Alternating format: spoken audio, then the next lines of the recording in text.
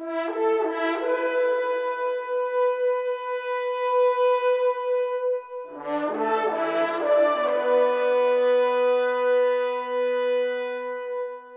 Students, Tijare classes में आपका स्वागत है।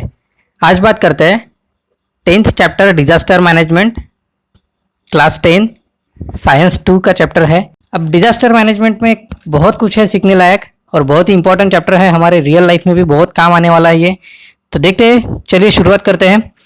पहला पॉइंट है इसमें, अंदर देखिए बहुत कुछ सीखने के लिए इसमें दिया हुआ है points. Disaster, types of disaster, effects of disaster, effects and impact of disaster, disaster management है, the nature and extent of disaster भी है, first aid and emergency action और मॉक ड्रिल भी इसके अंदर कवर किया है एक ही चैप्टर में। तो चलिए शुरुआत में देखिए, कुछ आपको सवाल पूछे गए हैं यहाँ पे। What is disaster? डिजास्टर का मीनिंग क्या होता है? तो डिजास्टर मतलब एक बहुत बड़ा नुकसान या बहुत बड़ी कुछ भगदड़ मच गई है, हमारे यहाँ पे जो रेगुलर रूटीन है वो डिस्टर्ब हो चुका है कहीं ना कहीं पे। तो वो उसके रीजंस भी बहुत सारे हैं और बहुत सारे उसके टाइप्स भी हैं। तो यही इसी चीज को हम लोग डिजास्टर कहेंगे। आगे देखते हैं, which disasters have you experience in your area? तो आपके एरिया में आपने कौन से ऐसे डिजास्टर देखे हुए हैं क्या? अब जैसे सूखा पड़ जाता है या फिर बहुत ज़्यादा बाढ़ आ जाती है कभी कभी, या बहुत ज़्यादा बारिश हो जाती है, तो वो भी एक डिजास्टर ही है। कभी कभी टेररिज्म के अटैक हो जाते हैं, वो भी एक डिजास्टर ही है। तो आपको ये देखना है कि आपके एरिया में कोई ऐसा डिजास्टर हुआ है क्या। What are the effects of that disaster on local and surrounding conditions? तो ऐसे डिजास्टर्स का लोकल और उस कंडीशंस पे, सोसाइटी पे क्या इम्पैक्ट पड़ता है, ये भी आपको इसमें देखना है। तो शुरू करते हैं। Disaster, variously dangerous event occurs many times in the environment, those are called as a disasters. Some of the main natural disasters are flood, wet and dry famine. Famine का मतलब होता है दुष्काल। साइक्लोन्स मतलब चक्री वादळ जिसको हम बोलते हैं। अर्थक्वेक, वोल्केनोज, अर्थक्वेक मतलब भूकंप और वोल्केनोज आपको पता है। These are all of a sudden, ये क्या होता है, ये अचानक ही हो जाता है सब। ट्रबल्स टू द मैनकाइंड, और ये सभी क्या होता है, अचानक ट्रबलफुल हो जाता है इंसानों के लिए। Such events causes sudden changes in the environment and thereby cause the damage to it. Environment is also damage due to use of the natural resources for our development. Resources होते हैं वो जब हम बहुत बड़े पैमाने पे इस्तेमाल करना शुरू कर देते हैं, धरती खोद के या किसी और तरीके से, तो उससे भी नेचर जो है वो डिस्टर्ब हो जाता है और नेचुरल डिजास्टर्स शुरू हो जाते हैं। देखिए इस चैप्टर में हमें डिजास्टर जो पढ़ना है, तो मेनली डिजास्टर के दो टाइप्स आते हैं यहाँ पे हमें देखना है। एक है नेचुरल और दूसरा है मैन मेड। तो अभी जो यहाँ पे बातें की गई है वो सब क्या है, नेचुरल के बारे में बात चालू है। अब आगे देखते हैं। This can be called as, this leads to sudden disaster unexpected to human, this can be called as a man made disaster. तो ऐसे भी डिजास्टर है जो मैनमेड है। अगर मतलब नेचुरल रिसोर्सेज कोई अगर हम लोग निकाल रहे हैं, अब नेचुरल रिसोर्सेज तो ह्यूमन बीइंग ही निकालेंगे, तो ऑब्वियसली ये जो बात है ये मैनमेड डिजास्टर में आती है। वही अगर कहीं बाढ़ आ जाती है या कहीं सूखा पड़ जाता है, तो ये सभी चीजें जो है वो नेचुरल डिजास्टर में कवर होती है। आगे और डिटेल में देखेंगे ये वैसे हम। United Nations has defined the disaster as the sudden event that leads to the huge loss of life and property. United Nations ने ये डिफाइन किया है डिजास्टर की डेफिनेशन कि ऐसा कोई भी इवेंट जो अचानक हो जाता है, उससे बहुत बड़ा पैमाने पे लॉस हो जाता है। फिर वो लॉस जो है वो या तो लाइफ का लॉस हो सकता है, मतलब लोगों की उसमें और एनिमल्स की उसमें मौत हो सकती है, या फिर प्रॉपर्टी भी डैमेज हो सकती है। Words like huge and sudden are important in the definition. तो यहाँ पे जो दो वर्ड्स दिए हैं वो बहुत ही इंपॉर्टेंट है। एक मतलब ह्यूज मतलब बहुत बड़े पैमाने में, और दूसरा है सडन मतलब बिल्कुल अचानक हो जाना। तो ये दोनों जो वर्ड्स है वो बहुत ही इंपॉर्टेंट है इस डेफिनेशन में, ऐसा उनका कहना है। As the disaster occurs suddenly it cannot be predicted. ऐसी चीजों को हम लोग प्रेडिक्ट नहीं कर सकते, मतलब पहले से कोई अंदाजा नहीं रहता कि ऐसा हो सकता है भाई। It cannot be predicted, hence precautions are not possible. Huge losses to the property occur in an area of disaster. There are long-term effects on a society due to the incidences of life and property loss. तो ऐसे जब events, ऐसे जब disasters हो जाते हैं, तो हमें उसका जो इम्पैक्ट है वो लॉन्ग टर्म के लिए मिल जाता है। अब क्या मिलता है उसके अंदर, तो बहुत बड़ा पैमाने में लॉस होता है। जैसे कि लाइफ का अगर लॉस होता है कि कब कोई हमारा करीबी अगर उसके अंदर चला जाता है तो वो एक हमारे लिए बहुत बड़ा लॉस हो जाता है। पूरी लाइफ हमें वो इंसान के साथ में जिसके साथ में हमें रहना था वो हमें नहीं, उसके साथ में हमें रहने को नहीं मिलेगा। दूसरा, अगर कोई बहुत बड़ी जहाँ प्रॉपर्टी हमारी लॉस हो गई, जैसे कि हम जिस घर में रह रहे हैं वो अगर बाढ़ में चला गया, बह गया बाढ़ में, तो ऐसे केसेस में भी हमें काफ़ी सारा लॉस होता है। और वो लॉस जो है वो काफ़ी लॉन्ग टर्म के लिए होता है। Various areas of life like economic, social, cultural, political, law and administration etcetera are affected by it. तो ये सारी चीज़ें भी अफेक्ट होती है इससे। The life in the area of disaster disturb totally. There is loss of life and property of a people is distress. मतलब ऐसे केसेस में जहाँ पे डिजास्टर हुआ है उस एरिया में लाइफ जो है वो टोटली बिल्कुल डिस्टर्ब हो जाती है और उसे काफ़ी टाइम लगता है रेगुलराइज होने के लिए। Earlier we have studied the various types of disasters and the measures to be taken. None of the different disasters are similar. Period of each disaster is not same. Some disaster are short term whereas some are long term.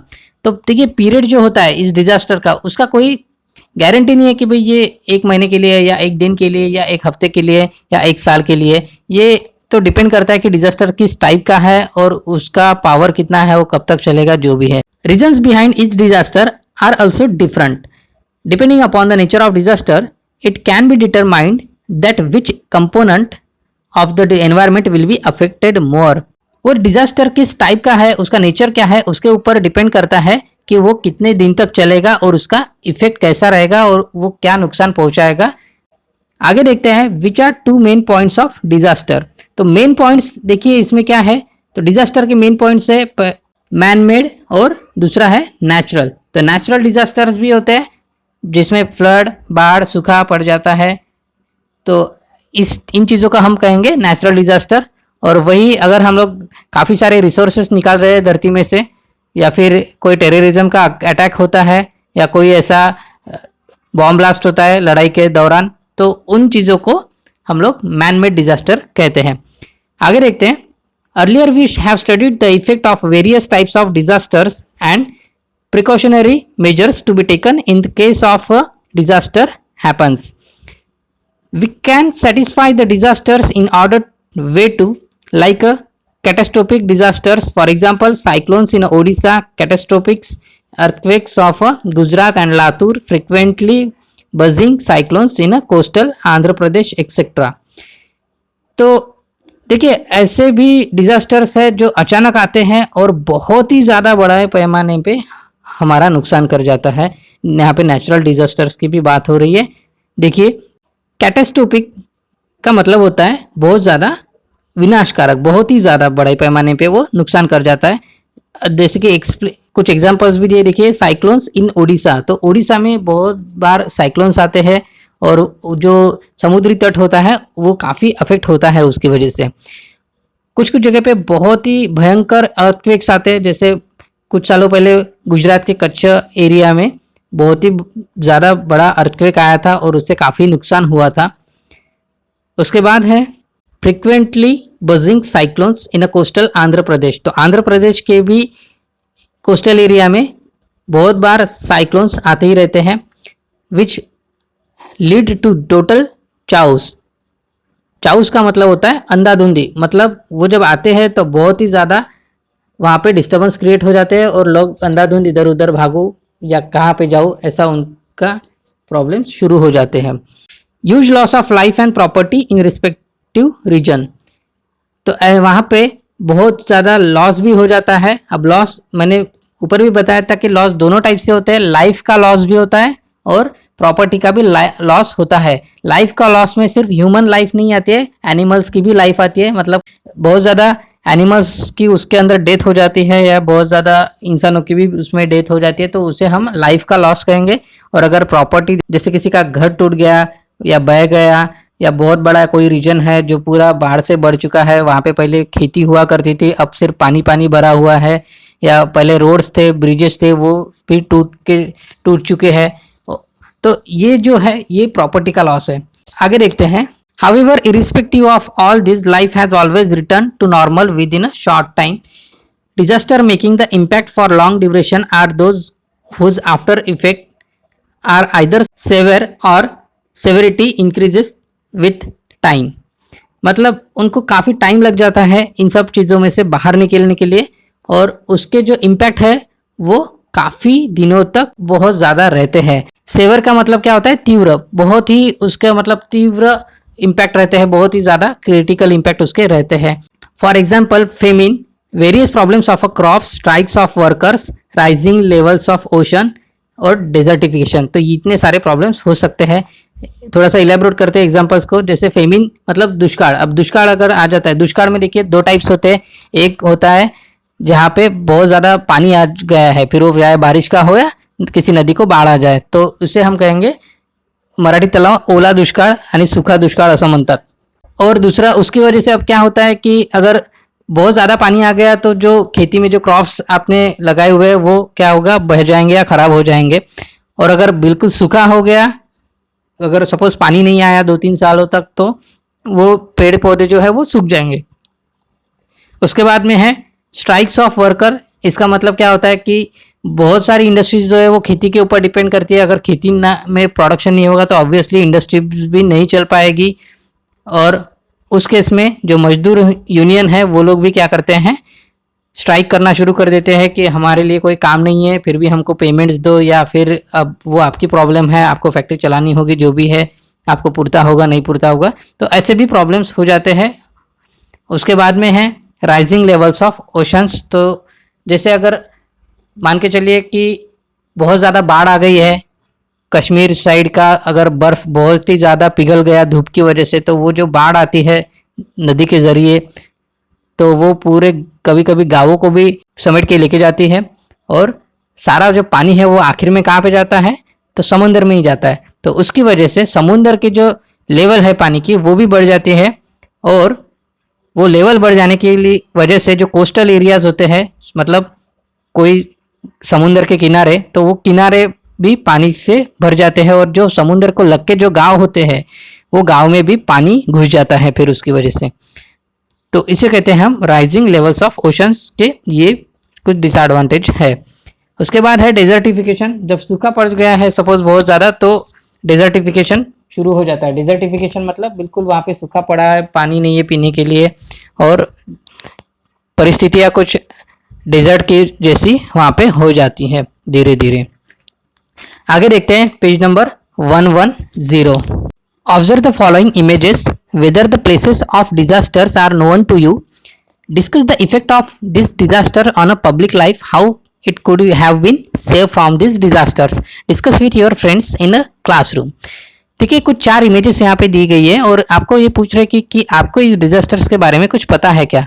तो आप देख सकते हैं कि पहले जो image है उसमें दिया गया है कि एक ब्रिज है और उसके नीचे से नदी बह रही थी, लेकिन उसकी पानी की लेवल बहुत ही ज़्यादा बढ़ गई, इतनी ज़्यादा कि वो जो ब्रिज है वो वहाँ पे टिक नहीं सका, और उसका एक पार्ट है ब्रिज का, बहुत बड़ा ब्रिज था वो, और वो पूरा का पूरा पार्ट जो है वो बह गया था।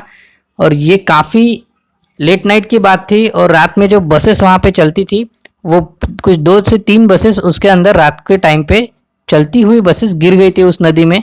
तो ये वहाँ का पिक्चर है, और बहुत ही भयानक यहाँ पे बाढ़ आई थी, उसकी वजह से ये ब्रिज टूटा गया था। तो ये भी एक बहुत बड़ा डिजास्टर हुआ था।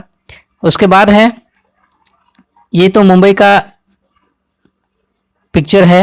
मुंबई के पिक्चर में आपको दिख रहा है कि काफ़ी सारी जो लोकल ट्रेन्स है वो क्या है, वो पानी में बिल्कुल उनके पहिए डूब चुके हैं, और पब्लिक को भी देखिए काफ़ी परेशानी हो चुकी है। हमेशा आपको पता है कि मुंबई में बहुत ज़्यादा भीड़ रहती है ट्रेन्स में बैठने के लिए, क्योंकि पूरी जो मुंबई आज चलती है वो लोकल ट्रेन्स के भरोसे ही चल रही है। एक आम इंसान जो है उसको अगर ट्रैवल करना है तो लोकल ट्रेन के अलावा उसके पास में एक बेहतरीन ऑप्शन कुछ है नहीं। इकोनॉमिकली भी बहुत बेटर होती है ये लोकल ट्रेन्स में जाना, और पब्लिक ट्रांसपोर्ट का इस्तेमाल वैसे भी हमें करना चाहिए ज़्यादा से ज़्यादा। उसके बाद में तीसरा इमेज है जहाँ पे भूकंप आ गया, तो कुछ इस तरीके से वहाँ पे लॉसेस हो जाते हैं। 2 ट्रेन्स एक में के ऊपर आ चुकी है, क्योंकि भूकंप आ गया तो जो ट्रैक्स है वो बिल्कुल टेढ़े मेढ़े हो गए, और एक के अंदर एक घुस गए तो ट्रेन्स भी है जो आने वाली थी वो सीधा एक में के ऊपर चली गई। उसके बाद में चौथी इमेज है, वहाँ पे दिख रहा है कि भूकंप आने की वजह से जो पानी की टंकी है गांव में लगी हुई, वो पानी की टंकी नीचे गिर गई पूरी की पूरी। तो उससे भी काफ़ी बड़ा नुकसान हो सकता है, क्योंकि वो टंकी जो है वो किसी घर के ऊपर गिर गई हो सकती है। कुछ लोग उसके अंदर लाइफ का लॉस हो सकता है उसके अंदर, और प्रॉपर्टी का तो लॉस बिल्कुल 100% हुआ ही है। हमें दिख ही रहा है चारों केसेस में प्रॉपर्टी का लॉस तो 100% हुआ है यहाँ पे। नेक्स्ट है इंटरनेट इज माई फ्रेंड। तो इंटरनेट में देख सकते हैं आप यहाँ पे क्या दिया हुआ है, search for the video clips of disasters discuss in your classroom about the effect of disasters and remedies over it. तो आपको ये डिस्कस करना है आपकी क्लास में। उसके बाद दिया हुआ है can you tell how can disasters be classified depending upon various criteria. तो डिजास्टर कौन कौन से क्राइटेरिया में बैठता है, तो इसके बारे में आगे देखते हैं डिटेल में। देखिए ये यहाँ पे टेबल दिया हुआ है किताब में, बहुत ही अच्छी तरीके से एक्सप्लेन किया हुआ है। टाइप्स ऑफ डिजास्टर्स, तो मेन टाइप्स है 3 टाइप्स में है, जियोफिजिकल, दूसरा है बायोलॉजिकल और तीसरा है मैन मेड। तो ये बहुत ही इंपॉर्टेंट इन्होंने यहाँ से बाइफरकेट करके दिए हुए। तो पहला देखते हैं जियोफिजिकल। जियोफिजिकल में कौन सी चीजें आती है, तो जियोफिजिकल के 2 पार्ट्स पढ़ते हैं। उसमें से पहला है जियोलॉजिकल, और जियोलॉजिकल के एग्जांपल्स है अर्थक्वेक आना, volcano, tsunami, landslides, landfalls, erosion. Erosion मतलब जमीन की धूप होना, जैसे जो मट्टी है वो बह जाना, ऊपर की जो क्वालिटी वाली मट्टी होती है जिसमें पेड़ पौधे उग सकते हैं वो मट्टी बह जाना, उसको कहते हैं जमीन की धूप होना, इरोशन होना। अल्कलाइजेशन, फ्लडिंग एक्सेट्रा। तो ये जो है ये हो गए जियोलॉजिकल डिजास्टर्स के टाइप्स। उसके बाद में देखते हैं एटमॉस्फेरिक। एटमॉस्फेरिक के कुछ एग्जांपल्स दिए हुए यहाँ पे, हॉट एंड कोल्ड वेव्स, जैसे बहुत ही ठंडी हवा चलना या बहुत ज़्यादा गर्म हवा चलना, snow storms, snowfall, cyclones, hail storm, डाउट, flood, meteorite, sunspot etcetera. Sunspots का मतलब होता है कि सूरज से बहुत ज़्यादा पैमाने पे हार्मफुल रेडिएशंस निकलना और वो ज़मीन पे आना, जिसकी वजह से ह्यूमन लाइफ को धोखा हो। नेक्स्ट है बायोलॉजिकल। बायोलॉजिकल में देखते हैं यहाँ पे भी 2 पार्ट्स दिए हुए हैं। पहला है प्लांट। प्लांट की कुछ एग्जांपल्स दिए हुए हैं। प्लांट में है forest fire, fungal disease spreading, उसका एग्जांपल है blister, weed, aquatic carrot, grass, common grass etcetera. तो फॉरेस्ट में देखिए जंगल में आग भी लग जाती है कभी कभी, मराठीत त्याला वनवा असं म्हणतात, वनवा लागणे असं आपण म्हणत असतो। देन ब्लिस्टर मतलब फंगस के भी कुछ प्रॉब्लम्स होते हैं, जैसे फंगस चढ़ जाना, तो पौधे के ऊपर कुछ ऐसा, मराठीमध्ये त्याला फोड असं म्हणतात, आपल्याला सुद्धा फोड येतो की नाही, तर तसं फोड त्याला म्हणतात, ब्लिस्टर म्हणजे फोड होतो। त्यानंतर वीड मतलब तन मतलब जो गवत होता है उस टाइप का, ग्रास जिसको हम लोग बोल सकते हैं। तो ग्रास के जो टाइप्स है वो यहाँ पे कुछ एग्जांपल्स दिए हुए हैं, एक्वाटिक है, कैरेट ग्रास है, कॉमन ग्रास है, तो ये कुछ एग्जांपल्स यहाँ पे दिए हुए हैं। उसके बाद है एनिमल। बायोलॉजिकल का दूसरा पार्ट होता है एनिमल। एनिमल में कुछ डिजास्टर्स किस तरीके से इफेक्ट हो जाते हैं, देखिए इन्फेक्टियस वायरसेस उसके अंदर जा सकते हैं, bacteria like cholera, malaria, hepatitis, plague etcetera.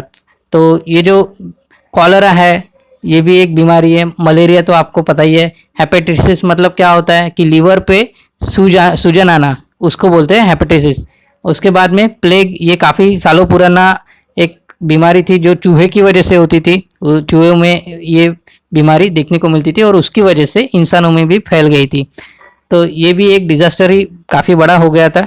Insects bite of a poisonous animal etcetera. तो इंसेक्ट्स जब हमें काटती है, कोई कीड़ा या ऐसा कुछ हमें काट लेता है, तो उसका जो पॉइजन होता है वो भी हमारे बॉडी में फैल जाता है। तो ये भी एक बायोलॉजिकल डिजास्टर का ही एग्जाम्पल है जो एनिमल के पार्ट में आता है। नेक्स्ट है मैन मेड।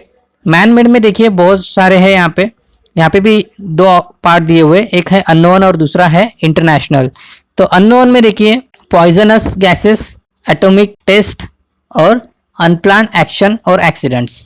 तो ये 4 यहाँ पे दिए हुए हैं जो बिल्कुल भी अननोन होते हैं हमारे लिए। जैसे कि पॉइजनस गैस, आपको पता है कि भोपाल में एक गैस स्ट्रेटेजी हुई थी, वो पॉइजनस गैस की थी, वो भी एक अननोन डिजास्टर था हमारे लिए, जो मैन मेड था, मतलब इंसान की गलती की वजह से ही वो हुआ था।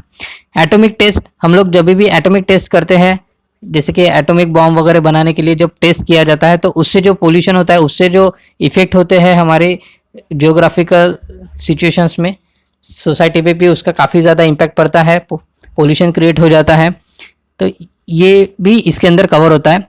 अनप्लान एक्शन, कोई भी ऐसा अनप्लान एक्शन होती है और एक्सीडेंट, अगर कोई बड़ी बस है, कार है या कोई ट्रेन है जिसका एक्सीडेंट हो जाता है, तो ये सारी चीज़ें जो है वो इंसान की गलती की वजह से होती है या इंसान उसके लिए जिम्मेदार होता है।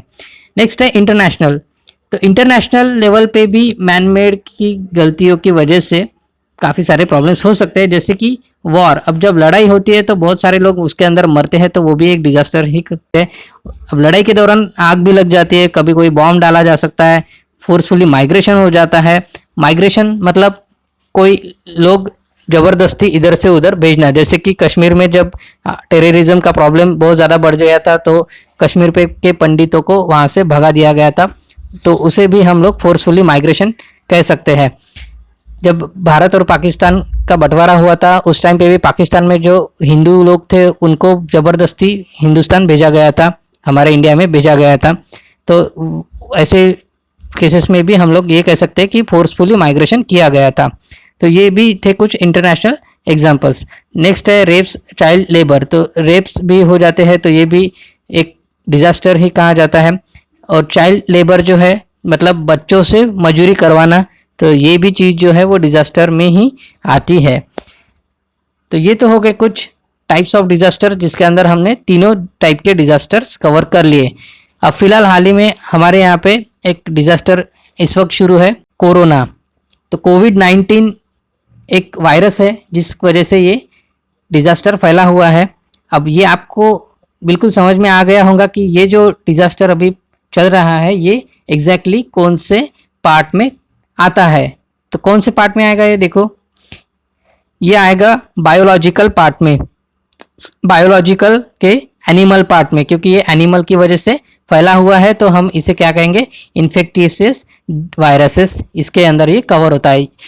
कोविड-19 ये कोई बैक्टीरिया नहीं है, ये जस्ट एक वायरस है, ये आपको ध्यान में रखना है। यहाँ पर आगे देखते हैं नेक्स्ट पेज पे, page number 111 effects of disaster. We have understood the serious effects of disaster with the help of above mentioned questions. Collapsing of bridges, flooding of coastal villages, shortage of food are some of the problems of floods.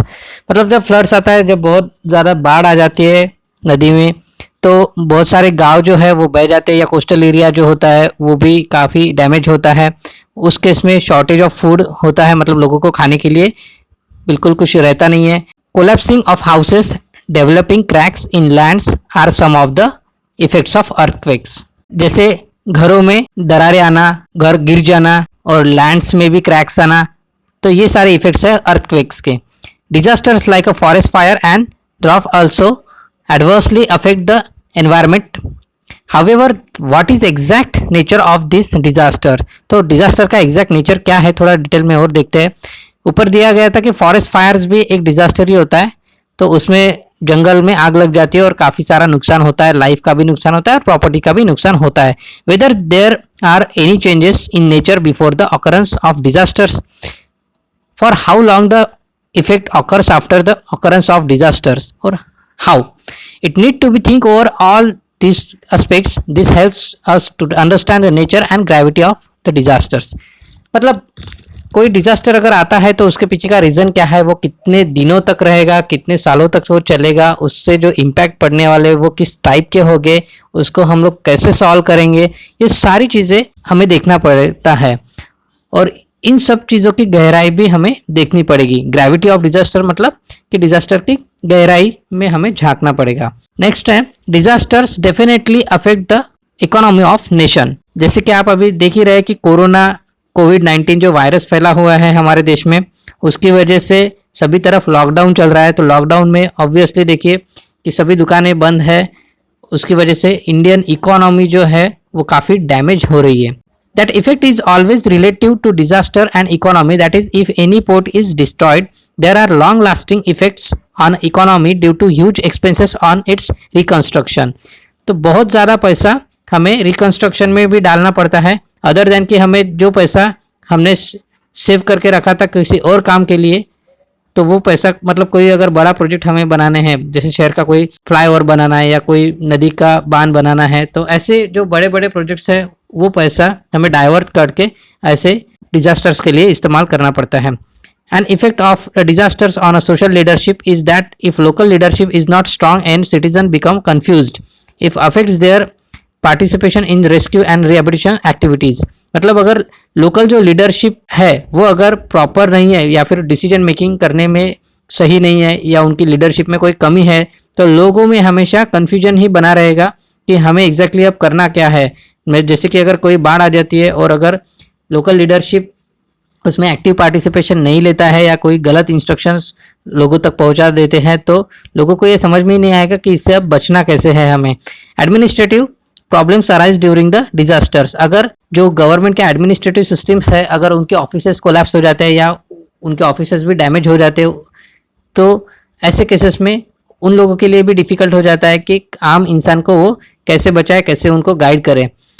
If local government bodies are affected by disaster related departments cannot be answer the problems of disasters efficiently, all the concerned departments are affected by disasters and thereby entire system collapse.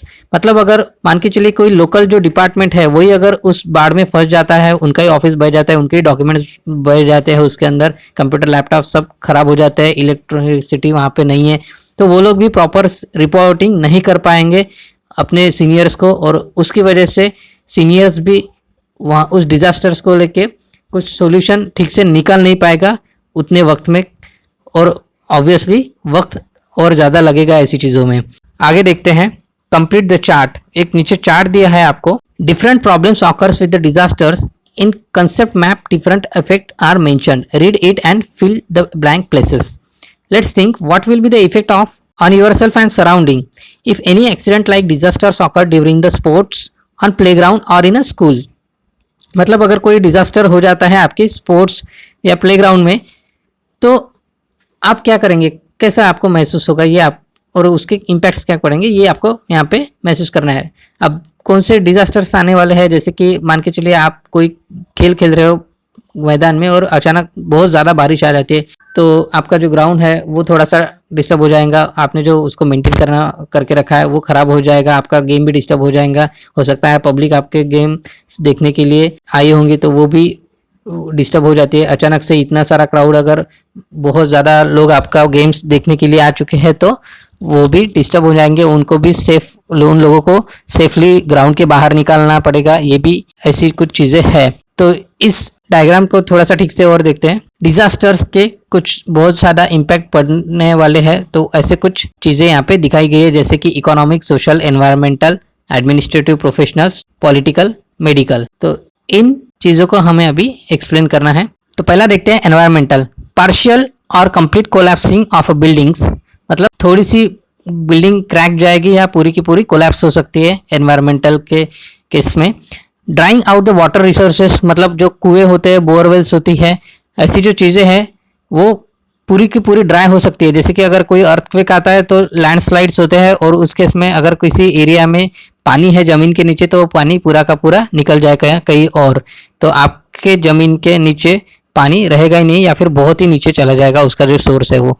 Contamination of water. मतलब आपका जो पानी है वो pollute हो जाएगा और इसकी वजह से आपको अच्छा पानी नहीं मिल पाएगा पीने के लिए. Stinky pollution of the environment due to decomposing crops of humans and other animal.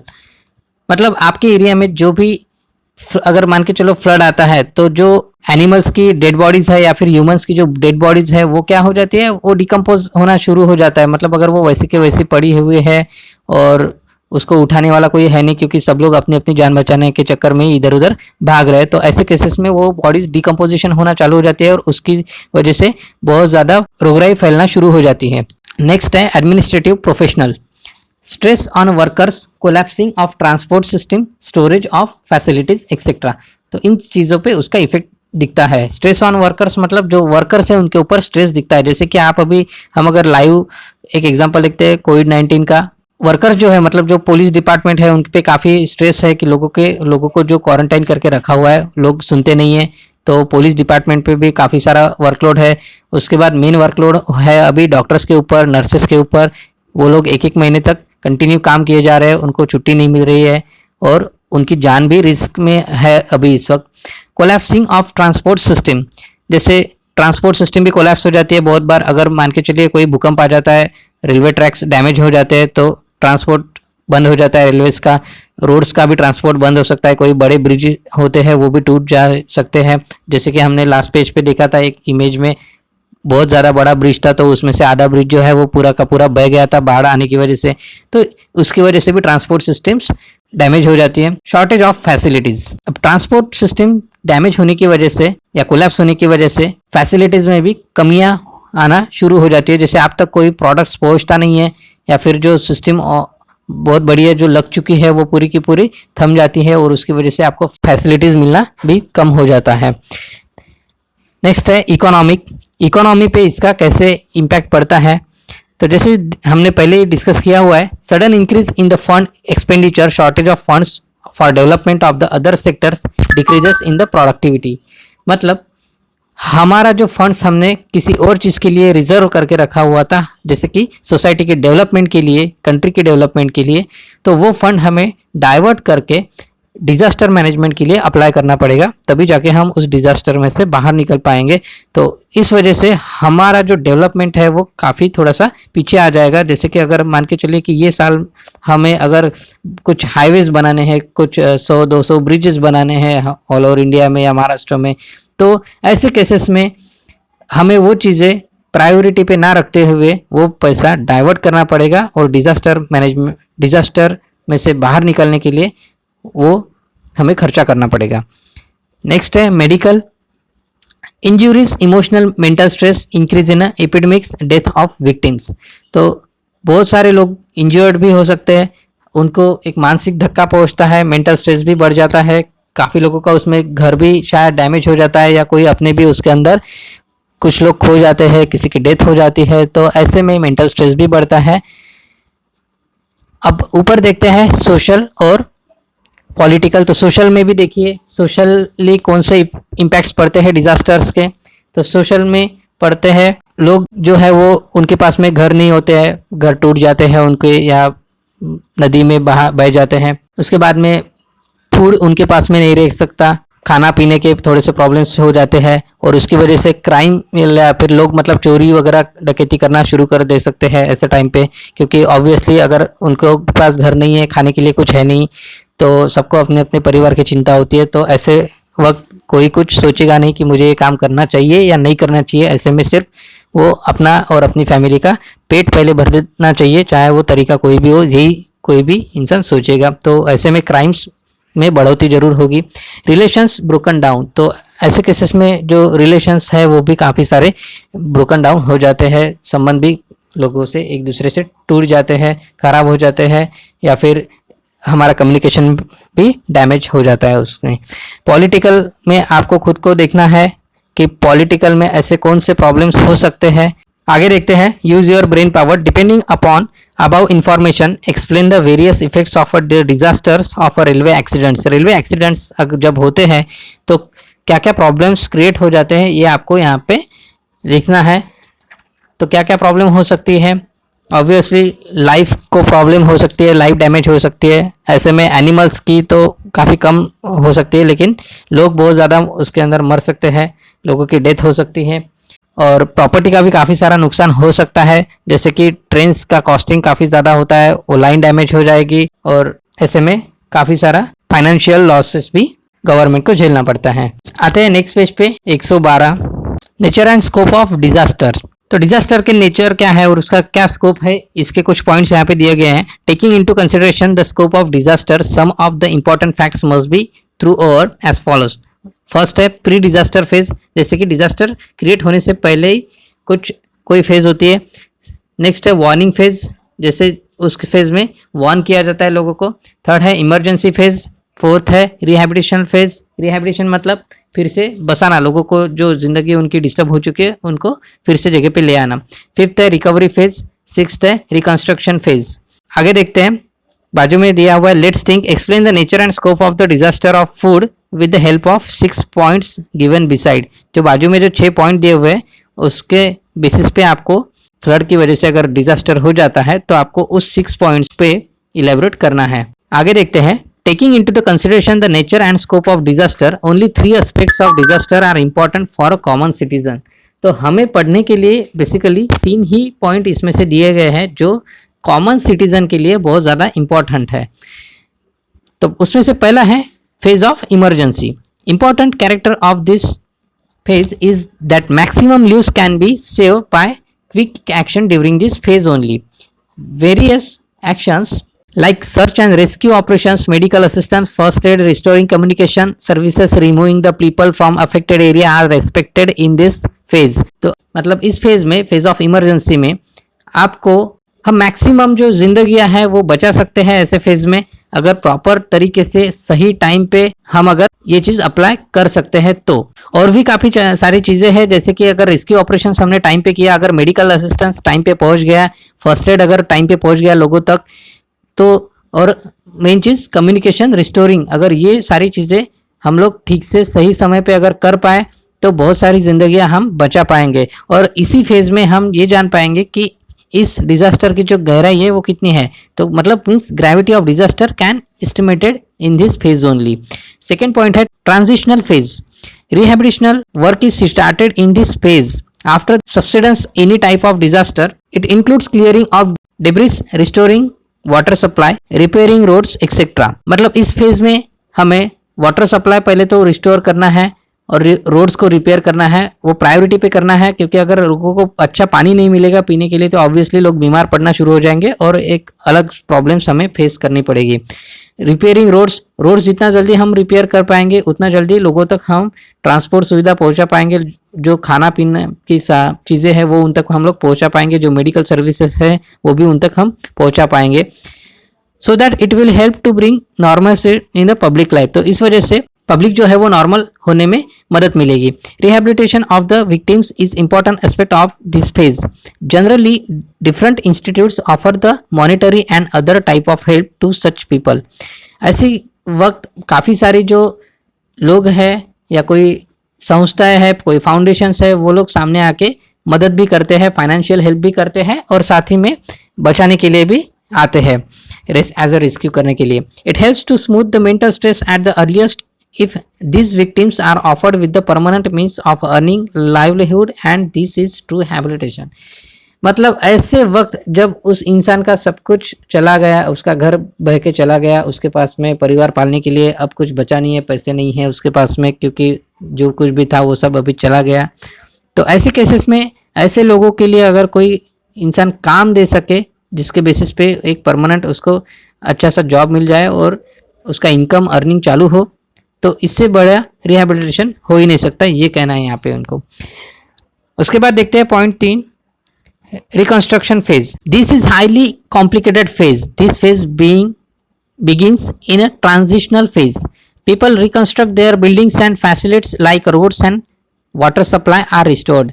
Farming practices are restarted. However, it takes a long time for a reconstruction. ये जो फेज है ये फेज बहुत ही इंपॉर्टेंट है, क्योंकि इस फेज में जो लोगों के घर टूटे हैं या डैमेज हो चुके हैं उनको रिस्टोर करना है, साथ ही में जो खेती बाड़ी जो खराब हो चुकी है, बहुत ज़्यादा पानी उसमें आ गया है या फिर डैमेज हो चुकी है पूरी तरह से, तो उसको भी रिस्टोर करना है।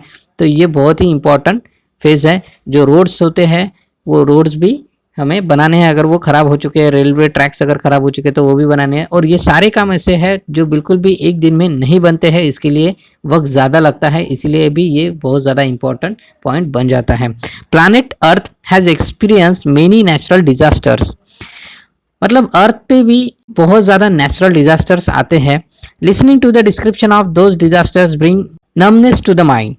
Most of the disasters and related unpredicted situations have been occurred in the Asian continent and region of the Pacific Ocean। तो ऐसे भी डिजास्टर्स आ चुके हैं जिससे बिल्कुल हमारा जो माइंड है वो बिल्कुल सुनना पड़ जाएगा आपको सुन के। जैसे कि कुछ बड़े बड़े उल्का पिंड पड़ जाते हैं कभी कभी धरती पे, तो उससे जीवन जो है डेंजरस सिचुएशन में आ जाता है। Huge loss of life and the planet earth has been occurred due to such disaster. बहुत ज़्यादा लाइफ का इसके अंदर हानि हो जाता है, बहुत ज़्यादा डेथ हो जाती है लोगों की या एनिमल्स। तो ऐसे बहुत सारे डिजास्टर्स हमारे इस प्लानेट पे मतलब अर्थ पे आ चुके हैं और भविष्य में भी आएंगे। Generally such conditions of a natural imbalance have been arisen due to greed of a economic progress of human being. In reality, all problems of several years have been ference. Ference का मतलब होता है उग्र. For example, increasing population, its increasing needs emerging problems out of are now at the extreme end. Such disasters have been increased after the World War II. कुछ ऐसे भी disasters है जैसे कि बहुत ज़्यादा population बढ़ चुका है और उसकी वजह से भी काफ़ी सारे problems हो रहे हैं, जैसे कि वर्ल्ड वॉर 2 के बाद में पॉपुलेशन काफ़ी सारा बढ़ रहा है अभी, तो ये भी एक प्रॉब्लम्स है। टेररिज्म का भी एक प्रॉब्लम है हमारे यहाँ पे।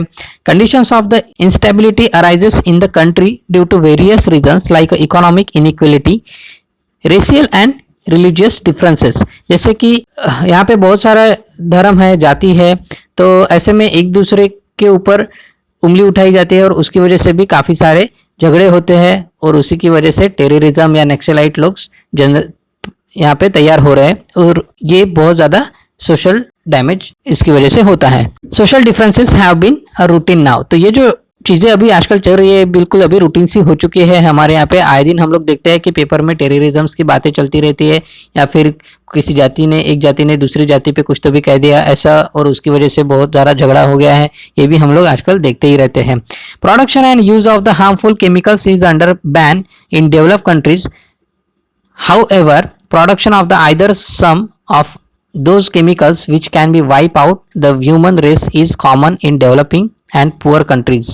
मतलब ऐसे भी कुछ केमिकल्स है जो हमें नहीं बनाने चाहिए लेकिन फिर भी बहुत सारी कंट्रीज बना लेती है जिससे मनुष्य को हानि पहुंच सकती है या पूरी की पूरी मनुष्य जाति खतरे में आ सकती है। जैसे कि एटम बॉम्ब्स वगैरह भी आजकल काफ़ी सारे देशों के पास में है, कंट्रीज के पास में एटम बॉम्ब्स बनाने की जो रेस लगी हुई है। तो ऐसे में अगर कोई इस्तेमाल कर लेता है उसका तो ऑब्वियसली ह्यूमंस के लिए वो बहुत ज़्यादा हानिकारक हो सकता है। तो इन 3 पॉइंट्स में हम लोगों ने ये देखा कि फेज ऑफ इमरजेंसी क्या होता है, ट्रांजिशनल फेज क्या होता है और रिकंस्ट्रक्शन फेज क्या होता है, और उसके साथ ही में ये भी देखा कि जो नेचुरल डिजास्टर्स हो जाते हैं तो उसकी वजह से भी काफ़ी सारे हमें प्रॉब्लम्स हो जाती है। जैसे कि अगर कोई उल्का पिंड यहाँ धरती पे आके पड़ता है तो उसकी वजह से भी मनुष्य जाति भी खतरे में आ सकती है। इससे पहले भी ऐसे बहुत सारे किस्से हो चुके हैं, जैसे कि डायनासोर्स थे हमारे यहाँ धरती पे, तो जब कोई उल्का पिंड काफ़ी हजारों सालों पहले गिर गया था तो उसकी वजह से एक वो पूरी प्रजाति नष्ट हो चुकी है। तो ऐसे भी प्रॉब्लम्स यहाँ पे हम लोग फेस करते हैं। नेक्स्ट है पेज नंबर 113 113 पे आ जाइए। डू यू नो, देखिए यहाँ पे 2 पिक्चर्स दिए हुए और ऊपर कुछ लिखा है। In 2014 there had been a huge landslide in the village Malin, taluka Ambegaon, district Pune. Malin नाम का एक गांव है आंबेगांव तालुका में और ये पुणे डिस्ट्रिक्ट में आता है। Following is the image of the school reconstructed after the disaster. यहाँ पे क्या हुआ था कि एक गांव के बाजू में एक पहाड़ी थी, उस पहाड़ी पे काफ़ी ज़्यादा बारिश गिर गई रात भर में, तो वो जो पूरा का पूरा पहाड़ था वो पूरा धंस गया और उसके अंदर काफ़ी सारे घर और एक स्कूल भी दब गया था। तो यहाँ पे आप पहले पिक्चर में देख रहे हैं कि जब वो धंस गया था तो उसके बाद में वो दूसरे दिन की मॉर्निंग की पिक्चर यहाँ पे दी गई है और फिर कुछ दिनों के बाद में वही स्कूल रिकंस्ट्रक्शन उसका किया गया और बाजू में उसकी भी इमेज आपको दिखाई गई है। आगे देखते हैं। Another such threat to human being is from the atomic energy plants. For example, radiations leakage occurs after a blast in a atomic energy plant at a Chernobyl, Russia. Chernobyl नाम का एक लोकेशन है Russia में, वहाँ पे एक blast हो गया था एटॉमिक एनर्जी की वजह से, एटॉमिक एनर्जी को लेके, और उसकी वजह से काफ़ी सारे रेडिएशंस लीक हो गए थे जो कि ह्यूमन बीइंग के लिए बहुत ही हानिकारक है। Its ill effects are still experience in a region. लेकिन आज भी फिर भी वो प्लांट्स ऐसे चल ही रहे हैं और आज तो बिल्कुल रेस लगी हुई है ऐसे प्लांट्स बनाने की। This atomic plants was only use for electricity generation. Nowadays many countries are equipped with atomic energy. Out of this risk of radiation leakage is increasing due to the carelessness. मतलब हम इंसानों की वजह से ही ऐसे plant संभालते हुए कभी कभी गलतियां हो जाती है और उसकी वजह से रेडिएशंस लीक हो जाते हैं जो कि ह्यूमन बीइंग के लिए बहुत ही हानिकारक हो सकते हैं। Hence, importance of disasters management has become the foremost need of the almost all the nations. In fact, it is most necessary for the citizens of all countries because they are the main sufferers in any type of disasters. ऐसे में ये type के जो disasters होते हैं वो सिर्फ किसी एक देश पे इम्पैक्ट नहीं गिराते बल्कि बाकी कंट्रीज पे भी उसका इम्पैक्ट हो जाता है। तो ऐसे में हर एक देश की नैतिक जिम्मेदारी है कि उन्होंने ऐसे डैमेज को रोकना चाहिए। Hence, direct participation of the citizens in the disaster management is highly necessary. Similarly, disaster management schemes should be changed with the respect to location, time and nature of the disaster. तो ऐसे disaster management की जो schemes है ऐसे time पे वो city location को देख के हुए टाइम को देख के हुए भी टाइम टू टाइम बदल देनी चाहिए। It should not be restricted for a particular period. Overall, there may be any type of disaster. It should be overcome. Concept of disaster management has been arisen out of this only. मतलब ये कोई एक specific period के लिए restriction नहीं किया है उसका या नहीं करना चाहिए और ओवरऑल बस एक ही बात दी हुई है यहाँ पे। आगे देखते हैं डिजास्टर मैनेजमेंट। डिजास्टर में बी माइनर और मेजर, शॉर्ट टाइम और a long time, it should be overcome and effective. Disaster management is necessary for it. मतलब डिजास्टर जो है वो छोटा भी हो सकता है या बड़ा भी हो सकता है, का मैनेजमेंट जो है वो अच्छी तरीके से करना है। There is close relationship between the disaster management and public participation. मतलब ऐसे टाइम पे जब डिजास्टर का प्रॉब्लम हो चुका है तो पब्लिक जो है वो किस टाइप से उसके ऊपर रिएक्ट करती है, किस टाइप से उस वक्त बिहेवियर उनका बन जाता है, उसके ऊपर डिपेंड करता है कि हमारा नुकसान कितना होगा। Disaster management is either prevention of a disasters or making arrangements to face it or at least achieve the abilities to face it. Disaster management में या तो डिजास्टर से बचने के लिए जो ट्राई किया जाता है वो भी कवर होता है या फिर डिजास्टर होने के बाद में जो उनके लिए अरेंजमेंट्स की जाती है, जो फैसिलिटीज हमें तुरंत वहाँ पे पहुँचानी है, फिर वो रेस्क्यू टीम हो या उसके अलावा कुछ उनको मेडिसिन पहुँचानी हो या फूड पहुँचाना हो, तो ये भी उसके अंदर कवर होता है। Disaster is very fast process. In fact it is accident. What shall be do in such situations. कभी कभी डिजास्टर्स मतलब एक बहुत ही ज़्यादा फास्ट हो जाता है उसका इम्पैक्ट और हमें टाइम भी नहीं मिलता और कुछ केसेस में तो वो बस एक एक्सीडेंट ही होता है। How can we protect our self our belongings and animals. तो ऐसे केसेस में हमें खुद को कैसे बचाना है, हमारे अपनों को कैसे बचाना है और हमारे जो एनिमल्स है उनको भी कैसे बचाना है। In case of the disaster management there should be an attempt to minimise the losses. अगर ऐसे टाइप में कोई प्रॉब्लम हो जाती है तो डिजास्टर मैनेजमेंट में ये सबसे पहला मुद्दा आता है कि हमें ज़्यादा से ज़्यादा जिंदगियाँ बचानी है और कम से कम लॉस उसमें होने देना है। तो हमें बिहेवियर भी उसी तरीके से रखना पड़ेगा। Disasters are never plan but losses due to it can be prevented in a plan manner. मतलब डिजास्टर तो प्लान होके नहीं आता है, वो तो बिल्कुल टाइम पे ही आता है और आपको सारे डिसीजंस टाइम पे ही लेने पड़ते हैं। लेकिन अगर हमने प्रॉपर डिसीजन प्रॉपर टाइम में सही टाइम में ले लिए तो हमारा जो नुकसान है वो कम से कम हो सकता है। ये बस इतना ही हमारे हाथ में होता है।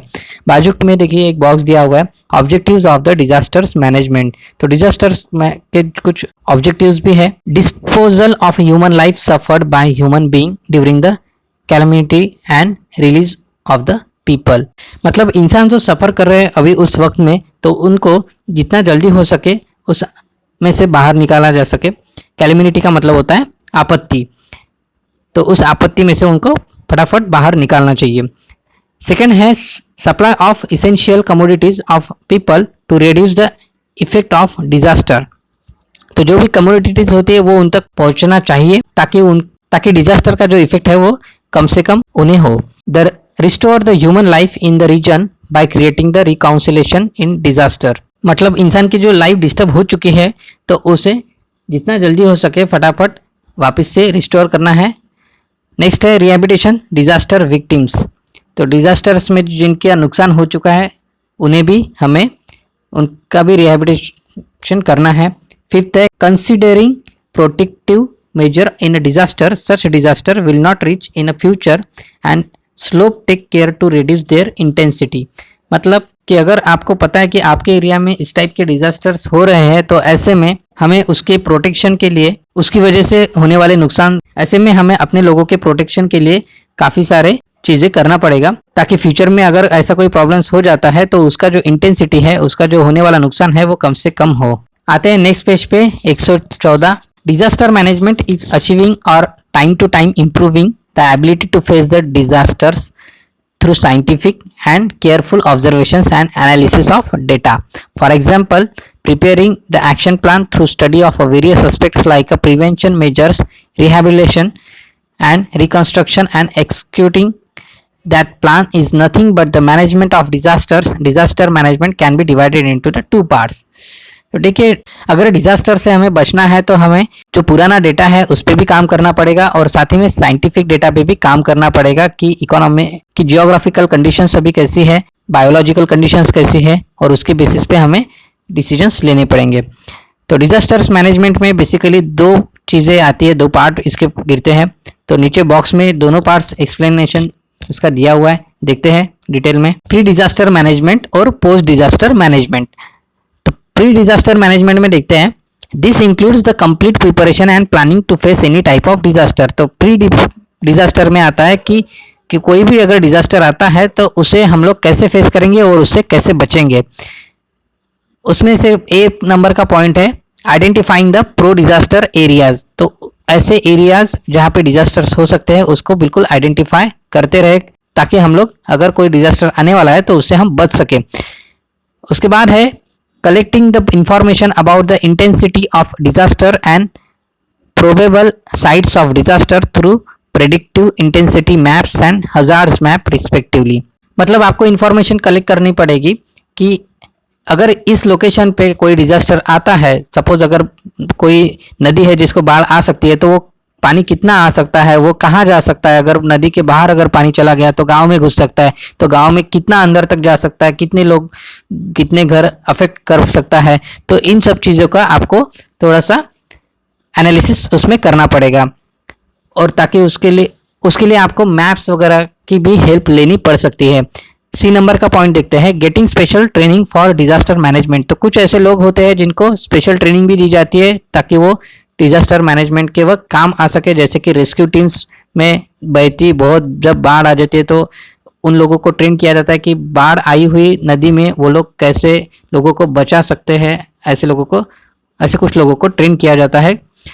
डी नंबर का पॉइंट है increasing the awareness about disaster management among the general public through training programs, mass media and etcetera. Post disaster management मतलब जो कॉमन पब्लिक है उनके बीच में भी अवेयरनेस क्रिएट होना चाहिए ताकि जब ऐसे कोई डिजास्टर्स आ जाते हैं, ऐसे कोई प्रॉब्लम में लोग फंस जाते हैं तो उस वक्त वो सही सलामत बाहर निकल सके सेफली। बाजू में देखते हैं पोस्ट डिजास्टर मैनेजमेंट के भी कुछ पॉइंट्स है। उसमें से पहला पॉइंट है providing all types of necessary help to victims of disasters. मतलब जब डिजास्टर अब आ चुका है और उसने लोगों को अफेक्ट कर चुके हैं, लोग उससे अफेक्ट हो चुके हैं, तो हमें क्या करना है।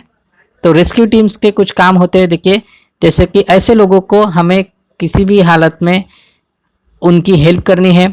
अब हेल्प मतलब क्या करना है, तो कहीं अगर वो लोग फंसे हुए हैं, कोई घर के अंदर फंसा हुआ है, कोई किसी पेड़ के नीचे फंसा हुआ है, तो उनको फटाफट हमें बाहर निकालना है। किसी को अगर मेडिकल इमरजेंसी है, मतलब किसी को फर्स्ट एड किट वगैरह चाहिए, तो उसे फटाफट वो पहुंचाना है उस तक। सेकेंड पॉइंट है participation of preferably local public save from the disasters in arranging the help to victims.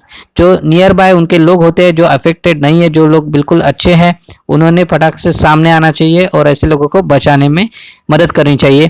3 number का पॉइंट है quick establishment of health centre. Different types of disasters need different types of control centres.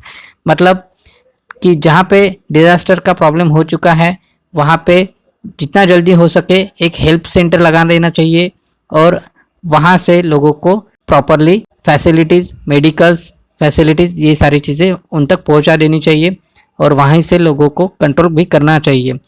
4 number का point categorisation of the help material received from control centre. तो ऐसे में categories भी बना देनी चाहिए ताकि जिस टाइप का लोगों का काम हो वो प्रॉपर वही सेंटर पे जाए या वही डिपार्टमेंट में वो जाए। Delivering the material to victims and continuous review of the help. मतलब कि लोगों तक खाना पहुंचना चाहिए और लोगों तक मेडिसिन्स भी पहुंचनी चाहिए और सही टाइम पे सही तरीके से सही टाइप का सामान भी पहुंच जाना चाहिए ताकि विक्टिम्स जो है उनका और ज़्यादा नुकसान ना हो और वो धीरे धीरे अपने लाइफ में सुधार ला सके। फिफ्थ नंबर है being always prepared for a disaster rescue. हमें हमेशा किसी भी बड़े से बड़े डिजास्टर्स अगर कोई आ जाता है तो हमें उसके हिसाब से हमें तैयार रहना चाहिए। आगे देखते हैं। Observe the disaster cycle given below and explain each aspect of the disaster of earthquake. तो अर्थक्वेक से रिलेटेड कोई एक अगर आता है तो क्या क्या हमें उसके अंदर साइकिल हो सकती है उसे मैनेज करने की, तो ये इस चार्ट में हमें यहाँ पे दिखाया गया है। तो शुरुआत करते हैं main aspects of the disaster management cycle. तो पहला हम यहाँ से स्टार्ट करते हैं impact of disaster. Impact of disaster में देखते हैं intensity of various aspect of disaster and disaster management are review. मतलब उस डिजास्टर का इम्पैक्ट कितना है ये हमें इस चीज़ यहाँ पे देखना पड़ेगा। दूसरा है रिस्पांस, हमें यहाँ पे क्विक रिस्पांस भी देना पड़ेगा। साथ ही में डिजास्टर स्ट्राइक जो हुआ है उसे भी हमें प्रॉपरली फॉलो करना पड़ेगा। नेक्स्ट है resurgence. Resurgent is an important link between the emergency measures and national progress. Resurrection is an stage use for the welfare and rehabilitation of the nation. मतलब रिसर्जेंस का मतलब होता है पुनर्वसन। मतलब जो लोगों का प्रॉब्लम हो चुका है रहने का, खाने पीने का, तो उनको हमें फिर से बसाना है और उसको प्रॉपर फॉलो भी लेना है, ताकि जो लोग रह चुके हैं जिनको अभी तक प्रॉपर सर्विसेज नहीं मिल पाई उनकी तरफ भी हमें ध्यान देना है। उसके बाद है restoration. This is an important link between the measures after disaster and national development. This step is useful for progress of nation and rehabilitation. मतलब जो बड़े पैमाने पे जो नुकसान हुआ है, जैसे कि बिल्डिंग्स गिर गई है, ब्रिज गिर गए, फ्लाईओवर्स गिर गए हैं, रेलवे ट्रैक्स खराब हो चुके हैं, या नॉर्मल जो रोड्स होते हैं वो खराब हो चुके हैं, तो उसे हमें बनाना पड़ेगा फिर से, ताकि लोगों का जो रूटीन लाइफ है वो जल्दी से जल्दी जगह पे आ सके। नेक्स्ट है preparation. Plan is the prepared to minimise the destruction in any disaster. तो अगर हमारे पास पहले से ही कोई बैकअप प्लान है कि अगर ऐसा कुछ होता है तो इस सिचुएशन में जिससे हमें ऐसे ऐसे बाहर निकालना है, तो जो डिजास्टर का जो इम्पैक्ट है वो हमें कम महसूस होगा। हम उसे रोक तो नहीं सकेंगे, लेकिन उसका जो इम्पैक्ट है वो ज़रूर कम कर पाएंगे। जैसे जीवित हानि थोड़ी सी हम लोग कम कर पाएंगे, और साथ ही में जो प्रॉपर्टी का लॉसेस है वो भी शायद हम कम कर पाएंगे इस केस में। आगे देखते हैं redemption. Plan for the minimising the damage to the society and country. तो ऐसा कोई हमें प्लान भी बनाना पड़ेगा कि जिससे अगर कोई डिजास्टर आ भी जाता है तो वो प्लान एक्शन में लाने के बाद में कम से कम डैमेज हो अपनी सोसाइटी का और अल्टीमेटली अपने देश का। नेक्स्ट है preparedness. A plan is chalk out so as to get the quick response from the general public and administration। तो जो भी प्लान है वो हमें कैसा रखना पड़ेगा, जैसे कि जो पब्लिक है, कॉमन पब्लिक और गवर्नमेंट भी उसे क्विकली उसके ऊपर रिस्पांस दे सके, ऐसा ही हमें प्लान एक्शन में लाना पड़ेगा उस वक्त। तो ये तो हुआ main aspects of disasters management like management cycle. आगे देखते हैं नेक्स्ट पेज पे, पेज नंबर 115, 115 पेज नंबर पे आते हैं। यहाँ पे एक एक्टिविटी दी है, try this, which factor will you consider while designing the pre disaster management plan for your school और होम। तो ऐसे कौन से फैक्टर्स है जो आपको ध्यान में लेने चाहिए अगर आप कोई प्लान बना रहे कि अगर कहीं पे डिजास्टर आता है। अब यहाँ पे कहीं पे मतलब आपको ऑलरेडी लोकेशन दे हुए स्कूल या फिर आपके घर पे अगर कोई डिजास्टर आता है तो आपको उसमें से किस तरह से बाहर निकलना है, उसके लिए आपको अगर कोई प्लान बनाना है तो उस प्लान में आपको कौन सी चीज़ें ध्यान में रख के वो प्लान बनाना पड़ेगा, ये आपको सोचना पड़ेगा। तो ऐसे आपको पॉइंट्स मेजर करना है। Prepare a survey report with the help of your teacher. तो आपके टीचर्स की हेल्प से वो आपको बनाना है। Always remember, through avoidance of the natural disaster is impossible, loss out of it can be minimise, however manmade disaster can be avoided. मतलब natural disaster जो है उसे हम अवॉइड तो नहीं कर सकते क्योंकि वो तो आना ही आना है। बस इतना है कि अगर हमारे पास में कोई अच्छा प्लान है उससे बाहर निकलने का, उस वक्त तो हमारा जो नुकसान है वो कम से कम हो सकता है उसके अंदर। और मैन मेड डिजास्टर जो है वो तो हम लोग कंप्लीटली इंसानों के ही हाथ में है कि वो हम अवॉइड भी कर सकते हैं। Helping each other in the crisis of disasters is our ethical responsibility. मतलब अगर कहीं पे डिजास्टर आ जाता है, कोई ऐसी सिचुएशन क्रिएट हो जाती है, तो ऐसे में हमारी ये नैतिक जिम्मेदारी बन जाती है कि हम अपने लोगों का या फिर अपने आजू बाजू में जो लोग हैं जिनको हमारी मदद की ज़रूरत है, हमें उनकी मदद करनी चाहिए। आगे देखते हैं structure of disaster management authority. तो in case of disaster an authority has been established at the level of government. Flowchart indicates the function of control and coordination under the disaster management from national to village level. Disaster Management Act 2005 has been passed in our country. मतलब पूरे देश में जितने भी छोटे छोटे गांव है, वहाँ से लेकर तो बड़े बड़े जो शहर है, तालुका है, डिस्ट्रिक्ट लेवल है, वो सब के सब जगह पे सर्विसेज पहुँचनी चाहिए टाइम पे, और प्रॉपर जो ऑर्डर्स है वो भी फॉलो होने चाहिए। जैसे कि अगर पूरे देश में कोई प्रॉब्लम हो जाता है तो जो सर्विसेज है वो आखिरी का जो सबसे छोटा सा गांव है वहां तक भी सर्विसेज पहुंचनी चाहिए। तो ऐसे में एक डिजास्टर मैनेजमेंट का एक्ट पास किया गया था 2005 में। अब देखते हैं कि वो एक्ट क्या है एग्जैक्टली और उसका स्ट्रक्चर क्या है। तो स्ट्रक्चर कुछ ऐसा है। नेशनल डिजास्टर मैनेजमेंट अथॉरिटी के जो चेयरमैन है वो रहते हैं प्राइम मिनिस्टर। उसके बाद में स्टेट डिजास्टर मैनेजमेंट के अथॉरिटी जो होते हैं वो होते हैं चेयरमैन, जो कि होते हैं चीफ मिनिस्टर। मतलब अगर पूरे देश पे कोई संकट आता है तो उसके जो अथॉरिटी पर्सन रहते हैं वो होते हैं प्राइम मिनिस्टर। और अगर कोई स्टेट पे अगर कोई संकट या डिजास्टर आ जाता है तो उसके जो चेयरमैन रहेंगे वो होते हैं चीफ मिनिस्टर। उनके हाथ में पावर होता है डिसीजन मेकिंग का। उसके बाद में डिस्ट्रिक्ट डिजास्टर मैनेजमेंट अथॉरिटी, अगर कोई स्पेसिफिक डिस्ट्रिक्ट में प्रॉब्लम हो जाता है, जैसे कि अकाल पड़ना, मतलब पानी ना आना, 2-3 साल हो गए भाई पानी नहीं आया है इस जिले में, या फिर ऐसा कोई अगर प्रॉब्लम होता है तो उसके जो कमेटी के अथॉरिटी चेयरमैन होते हैं वो होते हैं कलेक्टर। नेक्स्ट है तालुका डिजास्टर मैनेजमेंट अथॉरिटी। मतलब अगर तालुका लेवल पे अगर कोई प्रॉब्लम होता है इस तरीके का तो उसकी जो रिस्पॉन्सिबिलिटी होती है, उसके जो चेयरमैन होते हैं वो होते हैं तहसीलदार। और सबसे छोटा अगर कोई गांव है, बहुत ही छोटा सा, तो गांव में आपको पता है सबसे बड़ी जो पोस्ट होती है वो होती है सरपंच की, तो वो सरपंच उसके चेयरमैन होते हैं। अब जो ऊपर के जो 3 पॉइंट्स है, नेशनल डिजास्टर, स्टेट डिजास्टर और डिस्ट्रिक्ट डिजास्टर, जिसमें कि प्राइम मिनिस्टर, चीफ मिनिस्टर और कलेक्टर, ये 3 लोग आते हैं। तो ऐसे लोगों को हमारे कुछ जो ऑर्गेनाइजेशन है वो भी उनके टच में रहती है वार्निंग्स देने के लिए। जैसे कि हमारे इंडिया में इसरो काम करता है या फिर भाभा रिसर्च सेंटर है, तो ऐसे साइंटिफिक ऑर्गेनाइजेशंस इन लोगों को टच में रहते हैं कि अगर कोई भी मतलब कि ज़्यादा बरसात होने वाली हो या कोई साइक्लोन्स आने वाला हो तो ऐसे में ये ऑर्गेनाइजेशंस इन लोगों के टच में रह के इनको ऑलरेडी खबर कर देते हैं कि ऐसा कोई प्रॉब्लम्स हो सकता है आपके एरिया में। तो उसके बाद में फिर ये लोग अपने एरिया के लिए थोड़ा सा तैयार होना शुरू कर देते हैं। इसके अलावा आप यहाँ पे भी देख सकते हैं अदर सोशल प्राइवेट ऑर्गेनाइजेशन। तो ये तो गवर्नमेंट के ऑर्गेनाइजेशंस थे जो मैंने पहले आपको बताया, जैसे कि इसरो हो गया, भाभा हो गया, लेकिन इसके अलावा भी कुछ और भी सोशल और प्राइवेट ऑर्गेनाइजेशंस भी है जो कि गवर्नमेंट को सपोर्ट करते हैं ऐसे में।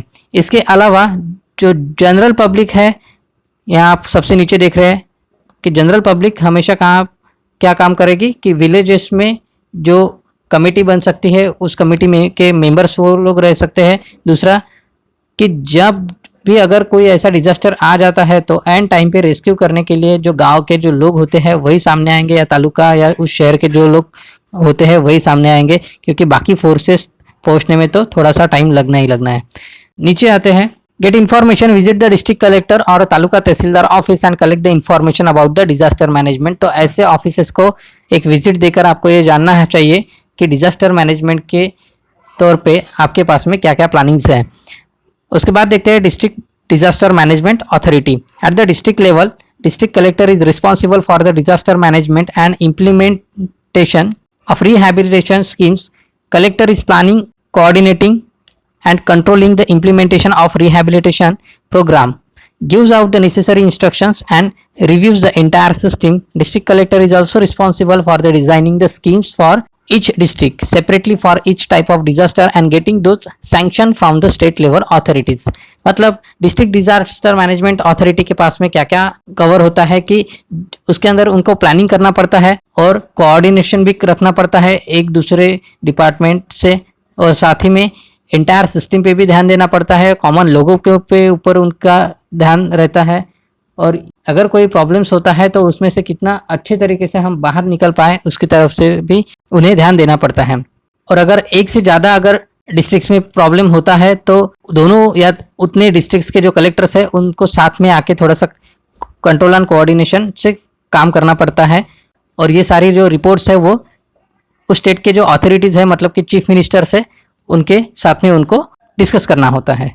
आगे देखते हैं page number 116, district wise disaster control unit. District control unit is established immediately either after the impact of the disaster or getting the intimation about it।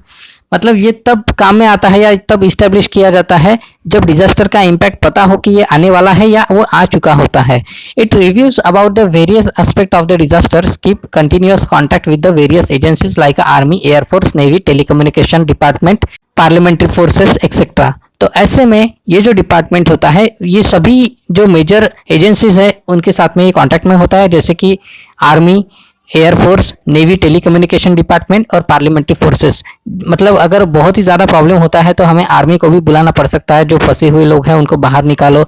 Air forces वालों को भी बुलाना पड़ सकता है कि जैसे अगर कुछ लोग बाढ़ में फंस चुके हैं उनको वैसे निकालना पॉसिबल नहीं है तो हेलीकॉप्टर्स के थ्रू वगैरह वो लोग कोशिश करते हैं निकालने की। टेलीकम्युनिकेशन भी उस वक्त प्रॉपर होना चाहिए ताकि मैसेजेस इधर से उधर प्रॉपर पहुंच सके। तो ये सारे डिपार्टमेंट इनके कॉन्टैक्ट्स में होते हैं। It is also responsible for the coordinating with the various voluntary organisations for their helps in a disaster management. तो ऐसे में ये सब लोगों के साथ में ही हमें ये भी सोचना होता है कि जो कॉमन पब्लिक है उसमें से भी बहुत सारे लोग एज अ वॉलंटियर्स के सामने आते हैं, या फिर पहले से भी बहुत सारे ऐसे ऑर्गेनाइजेशंस होते हैं हर एरिया में जो एज अ वॉलंटरी काम करने के लिए तैयार होते हैं। तो ऐसे वॉलंटरी ऑर्गेनाइजेशंस के साथ में कॉन्टैक्ट बनाए रखना बहुत ज़रूरी होता है। नेक्स्ट है इंटरनेट इज़ माई फ्रेंड। तो नीचे कुछ इंटरनेशनल ऑर्गेनाइजेशंस के नाम आपको दिए गए हैं, वो नाम आपको गूगल सर्च में जाके आपको ढूंढना चाहिए, और उनके क्या क्या काम है, वो कितने बड़े ऑर्गेनाइजेशंस है, वो लोग उन्होंने क्या क्या आज तक किया है हमारे सोसाइटी के लिए, और वो आगे भी उनके क्या प्लानिंग्स है अगर कोई ऐसा डिजास्टर आ जाता है। तो ये सभी चीज़ें आपको यहाँ पे देखने को मिल जाएगी। तो ऐसे 6 बड़े ऑर्गेनाइजेशंस है। United Nations disaster relief organisation, United Nations centre for human settlements, Asian disaster reduction centre, Asian disaster preparedness centre, world health organisation, United Nations educational, scientific and cultural organisation. तो ये जो 6 मेजर डिपार्टमेंट्स हैं जो कि हमेशा तैयार होते हैं ऐसे किसी भी डिजास्टर से निपटने के लिए। Who does what? National disaster response force has been established as per the Disaster Management Act 2005. Division of this force are working in army. तो नेशनल डिजास्टर रिस्पांस फोर्स एक बनाई गई थी 2005 में, जब ये हमने एक कानून बनाया था 2005 में। तो ये जो टीम होती है ये बेसिकली आर्मी में काम करती है, और अगर कोई ऐसा प्रॉब्लम होता है तो ऐसी टीम को बुलाया जाता है उस लोकेशन पे जहाँ पे डिजास्टर का प्रॉब्लम हो चुका है। Overall 12 divisions are working in the country. तो टोटल ऐसे 12 डिवीजन है हमारी कंट्री में। Its headquarters is in Delhi and it is in action all over the country with the help of army. तो इसका जो हेडक्वार्टर है वो दिल्ली में है, और ये लोग पूरे देश में कहीं भी काम करने के लिए उस वक्त जा सकते हैं जहाँ पे भी डिजास्टर का प्रॉब्लम हुआ होगा। In Maharashtra, National Disaster Response Force is in the action through the State Reserve Police Force. Personnel of this force have substantial contribution in a rescue work in a disasters like a cyclones, cliff sliding, buildings collapse, etc. तो हमारे महाराष्ट्र में national disaster response की जो force है वो actually state reserve police force में ही include है, और जब भी अगर कभी कोई ऐसा प्रॉब्लम हो जाता है तो उसी पुलिस फोर्स को हम लोग बुलाते हैं। अब जैसे कौन से डिजास्टर हो सकते हैं, तो देखिए साइक्लोन्स आ सकते हैं, या क्लिफ स्लाइडिंग का मतलब होता है जो चट्टानें होती है बड़ी बड़ी या पहाड़ियाँ होती है वो बहुत ज़्यादा पानी आने की वजह से या फिर कोई और वजह से वो स्लाइड हो जाती है, तो उसके नीचे बहुत सारे घर दब जाते हैं, या फिर कोई और बड़ी बड़ी जो बिल्डिंग्स है वो भी दब जाती है। तो ऐसे में लोग उसमें फंस जाते हैं, तो उनको भी निकालना पड़ सकता है उसमें से। उसके बाद में बिल्डिंग्स भी कोलैप्स हो सकती है। तो ऐसे जो भी कोई प्रॉब्लम्स होते हैं तो उसमें से बाहर निकलने के लिए हम इस रिजर्व पुलिस फोर्स की मदद लेते हैं। एक नीचे वेबसाइट भी दी गई है www.ndrf.gov.in। तो इस वेबसाइट पे भी आप जाकर एक बार विजिट जरूर कर सकते हैं। इस एनडीआरएफ का लॉन्ग फॉर्म होता है नेशनल डिजास्टर रिजर्व पुलिस। आगे देखते हैं व्हाट इज फर्स्ट एड, और सेकंड क्वेश्चन है how can we offer first aid to victims of any disaster. तो इन दोनों सवालों के जो जवाब है वो हमें नीचे मिल ही जाएंगे। आगे देखते हैं first aid and emergency action. You have studied in earlier classes about the types of first aid to be offered to the person injured in disaster. मतलब हमने कुछ पहले के क्लासेस में ये तो देख ही लिया है कि अगर कोई पर्सन को इंजरी हो जाती है तो उसमें से हमें फर्स्ट एड किट में हमारे क्या क्या होना चाहिए, इसका थोड़ा बहुत तो हमें अंदाज पहले के सिलेबस में आ ही चुका है। आगे देखते हैं use of this knowledge is useful for offering the help to classmate और people around you facing any disaster and injured there in. तो ऐसे में इन सब चीज़ों का इस्तेमाल हम यहाँ डिजास्टर के टाइम कैसे कर सकते हैं ये भी हमें यहाँ पे देखने को मिल जाएगा। आगे दिया हुआ है sometimes we have to face the disaster due to our own awareness, some symbols given beside are seen use around us, those symbols can not be ignored, such symbols are useful to avoid the mishaps। मतलब बाजू में आप देख सकते हैं कुछ sign दिए हुए हैं, फ्लैमेबल लिक्विड है, फ्लैमेबल गैस है, एक्सप्लोजिव्स है। तो ये जो सिंबल्स है ये मतलब कुछ वहाँ पे धोखा है ये जताने के लिए हमें दिए गए हैं। तो ऐसे सिंबल्स के बारे में हमें पता होना चाहिए। और बहुत बार ऐसा हो जाता है कि हमारी छोटी छोटी गलतियों की वजह से हमें बहुत ज़्यादा बड़ा नुकसान हो जाता है और सोसाइटी में काफ़ी डिस्टर्ब हो जाती है। जैसे कि अभी फ्लैमेबल लिक्विड, अगर ये सिंबल हमें समझ में नहीं आया तो हो सकता है कि हम जहाँ पे वो सिंबल लगाया हुआ है या जिस चीज़ के ऊपर लगाया गया है उसके आजू बाजू में हम कोई जलती चीज़ डाल दे और वो अचानक से आग पकड़ ले और बहुत बड़ा स्फोट हो जाए या ब्लास्ट हो जाए। तो ऐसे में बहुत सारा डैमेज हो सकता है, लाइफ का भी नुकसान हो सकता है, किसी की जान भी जा सकती है और साथ में प्रॉपर्टी का भी नुकसान हो सकता है। गैसेस में भी वैसा ही है और एक्सप्लोजिव्स में भी वैसा ही है। मतलब अगर आप किसी रोड से जा रहे होंगे तो आपको शायद कभी ऐसा दिख सकता है कि किसी ट्रक पे लिखा होगा एक्सप्लोजिव्स। तो एक्सप्लोजिव्स मतलब हम आपको समझ में आना चाहिए कि उस ट्रक में एक्सप्लोजिव्स रखे हुए हैं, अगर थोड़ा सा भी धक्का उसको लगता है या डैमेज होता है तो बहुत ज़्यादा बड़ा ब्लास्ट हो सकता है। तो आपको क्या करना है, ऐसे सिंबल्स जहाँ पे भी दिखे वहाँ पे आपकी गाड़ी थोड़ा सा स्लो करनी है, पहले उसको रास्ता देना है, या फिर अगर आपको भी आगे निकलना है तो जब सेफली आपको पता चले कि भाई हमारी गाड़ी निकल सकती है आगे तभी आपको निकलना चाहिए। ऐसा नहीं होना चाहिए कि थोड़ी सी अपनी गलती की वजह से कोई डैश उसको लग जाए और बहुत बड़ा विनाश हो जाए। आगे देखते हैं पेज नंबर 117 पे आते हैं। Let's think following are some pictures of disasters, which precautions would you take during these disasters। तो कुछ 3 इमेजेस यहाँ पे दी गई है। ए नंबर की इमेज आप देख सकते हैं कि यहाँ पे भी भूकंप आया हुआ है और बिल्डिंग्स में क्रैक्स जा चुके हैं, वो कभी भी गिर सकती है, रोड्स पे भी लैंड्स में भी क्रैक्स आ चुके हैं। तो ऐसे में अगर आप उस घर के अंदर या बिल्डिंग के अंदर अगर फंसे हुए हैं तो आपको क्या करना चाहिए, आपको तुरंत उस बिल्डिंग से या आपके घर से बाहर निकलना चाहिए और ग्राउंड में या किसी ऐसी जगह पे जहाँ पे आजू बाजू में कोई बड़ी बिल्डिंग या कोई बड़ा पेड़ वगैरह नहीं है, ऐसी जगह पे आपको आके खड़ा हो जाना चाहिए और हो सके तो आपको नीचे बैठ जाना चाहिए या लेट जाना चाहिए ताकि कोई भी चीज़ आपके ऊपर ना गिरे या और अगर गिरती है तो उससे आप बच सको। और अगर आप इनकेस बिल्डिंग से बाहर नहीं जा पाओ तो आपके घर के अंदर जो टेबल्स होते हैं या कोई पलंग होते हैं, बेड्स होते हैं, उसके नीचे आपको छुपना चाहिए ताकि अगर कोई बिल्डिंग में से कोई पार्ट अगर गिरता भी है तो आप उस टेबल के नीचे होने की वजह से आप बच सको, कोई भारी चीज़ आपके ऊपर नहीं पड़ेगी। ऐसे में बी नंबर की इमेज में आप देख सकते हैं कि एक घर है जिसको आजू बाजू में बिल्कुल वो लपटों से घिरा हुआ है, आग से घिरा हुआ है। तो ऐसे में आपको क्या करना है कि जितना जल्दी हो सके उस घर से बाहर आना चाहिए और घर को लगी हुई जो आग है उसको बुझाने की कोशिश करनी चाहिए और हेल्पलाइन को फ़ोन करना चाहिए, फायर ब्रिगेड में फ़ोन करना चाहिए। उसके बाद है सी नंबर में कि सांप पैर को काट रहा है। तो ऐसे में आपको क्या करना चाहिए, अगर आपको कोई आपके पैर को कोई सांप काट लेता है या बॉडी के किसी भी पार्ट को अगर सांप काट लेता है तो पैर के ऊपर का जो पार्ट है जहाँ पे सांप ने काट लिया है उसके जस्ट थोड़ा सा ऊपर आपको एक टाइटली किसी कपड़े से या कोई पट्टी आपको वहाँ पे बांध लेनी है ताकि सांप ने काटने के बाद में उसका जो जहर है वो हमारी बॉडी में ऊपर तक नहीं पहुँचे और हमें उतना वक्त मिल जाए कि हम हॉस्पिटल में जाके अपना ट्रीटमेंट करवा सके। आगे देखते हैं कुछ वेरियस एक्टिविटीज़ यहाँ पे दी हुई है।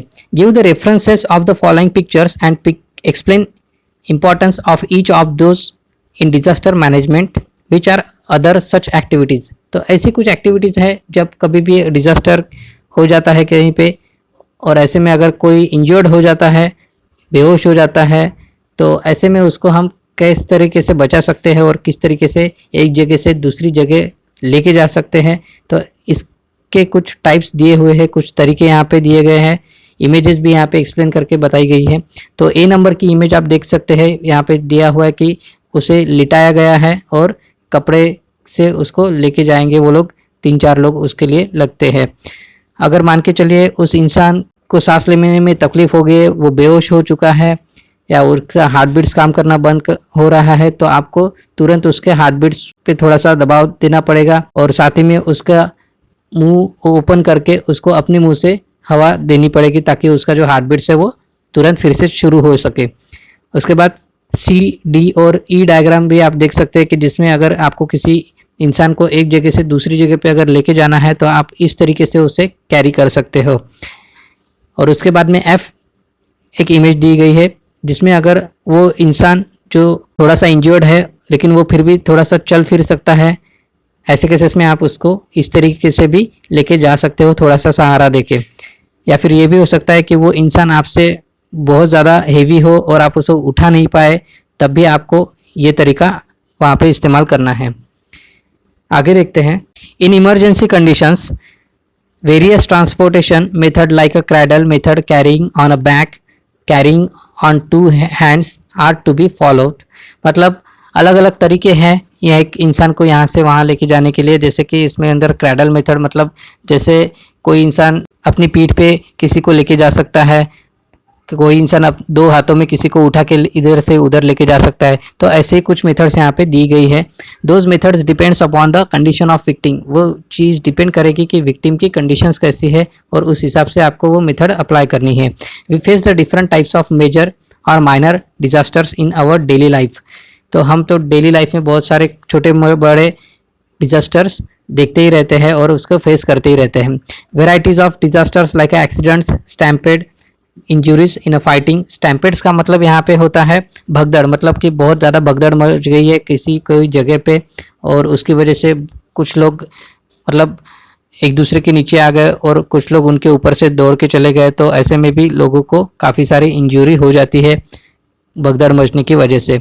एक्सीडेंट्स हो सकते हैं कहीं पे, कुछ लोगों को फाइटिंग हो जाती है, जैसे ग्रुपिज्म होता है अपने यहाँ पे, बहुत बार 2 ग्रुप्स में लेके थोड़ी सी फाइटिंग हो जाती है, तो ऐसे में भी बहुत सारी इंजरीज हो जाती है। किसी को इलेक्ट्रिक शॉक्स लग जाते हैं, कोई किसी का जल जाता है बॉडी का कोई पार्ट, हाथ या पैर, कोई काम करते वक्त, या कोई सांप काट लेता है किसी को कोई कुत्ता काट लेता है, या किसी के घर में आग लग जाती है, या इलेक्ट्रिक से शॉर्ट सर्किट हो जाता है। तो ऐसे बहुत सारे बातें हैं जिस वजह से हमारे यहाँ पे हम लोग छोटे बड़े डिजास्टर्स देखते ही रहते हैं या सुनने में हमारे आते ही रहता है। Victims of disasters need to be offered some primary help before actual medical treatment. तो विक्टिम्स के लिए ये बहुत ज़रूरी हो जाता है कि वो हॉस्पिटल पहुँचने से पहले उसके साथ में क्या ट्रीटमेंट किया गया तुरंत। तो जितना ज़्यादा अच्छा हो सके उसको उतना अच्छा ट्रीटमेंट हमें देना चाहिए, जिसे हम फर्स्ट एड कहते हैं। आगे एक टेबल दिया हुआ है, complete the chart as per objectives of a first aid. तो फर्स्ट एड के ऑब्जेक्टिव्स क्या है ये हमें यहाँ पे दिया गया है और उसमें से कुछ हमें भी खुद को फील करना है। तो देखते हैं यहाँ पे जो जो दिया हुआ है, पहले उसको देख लेते हैं। तो पहला ऑब्जेक्ट यहाँ पे दिया है रिलीविंग द पेन्स, मतलब जो भी दर्द हो रहा है उस इंसान को, तो उसका पहले तो दर्द हमें कम करना है किसी भी तरीके से। उसके बाद preventing deterioration of a conditions of a victim of disasters, मतलब उसके अंदर जो बिगाड़ हुआ है उसे हमें पहले तो ठीक करवाना पड़ेगा। नेक्स्ट है सेविंग लाइफ, तो उसकी लाइफ भी हमें सेव करनी पड़ेगी। और उसके बाद में है attempt to improve the conditions, उसके बाद में उसकी कंडीशन में हम क्या सुधार ला सके वो भी हमें देखना है।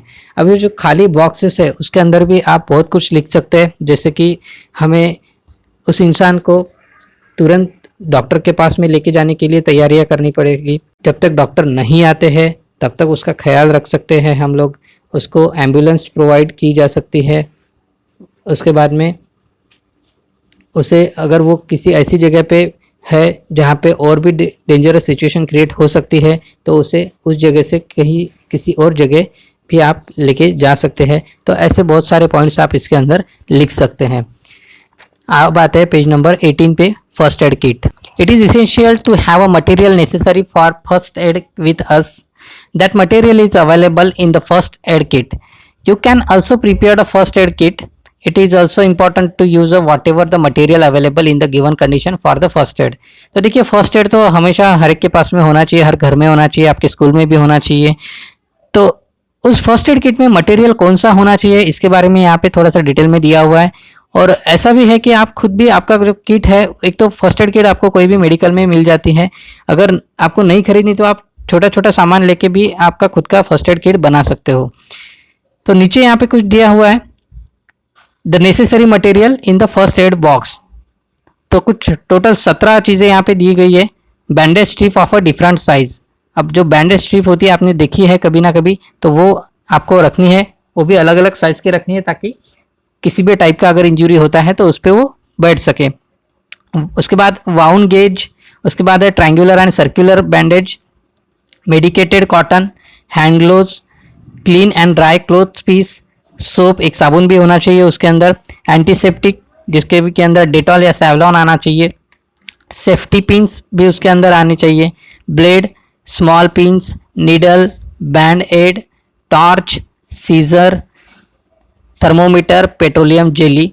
पेट्रोलियम जेली मतलब वैसलीन आप कंसिडर कर सकते हो। ये सभी चीज़ें इसके अंदर आपके फर्स्ट एड बॉक्स के अंदर आनी चाहिए। आगे देखते हैं, whether there had been mock drill by firefighters under the disaster management scheme in your school, which technique did you during the drill।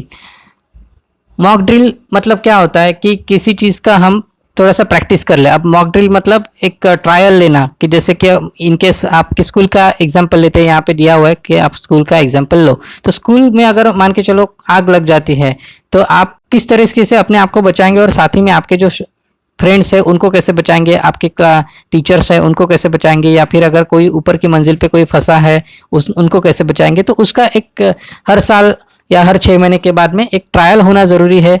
ऐसे में इमेजिन किया जाता है कि ऐसी ऐसी सिचुएशन है और आपको इन पर्सनस को आके वहाँ पे बचाना है। तो जैसे पुलिस या फिर इंडियन आर्मी ऐसे ट्रायल्स लेते रहते हैं कि जैसे किसी एरिया में अगर टेररिज्म का प्रॉब्लम हो गया है तो उससे कैसे बचाया जा सके। तो ऐसे ट्रायल्स हमेशा ये लोग लेते हैं, वैसे ही हमें भी ट्रायल लेते रहना चाहिए हर 6 महीने के बाद में। तो उसी चीज़ को हम मॉक ड्रिल कहते हैं।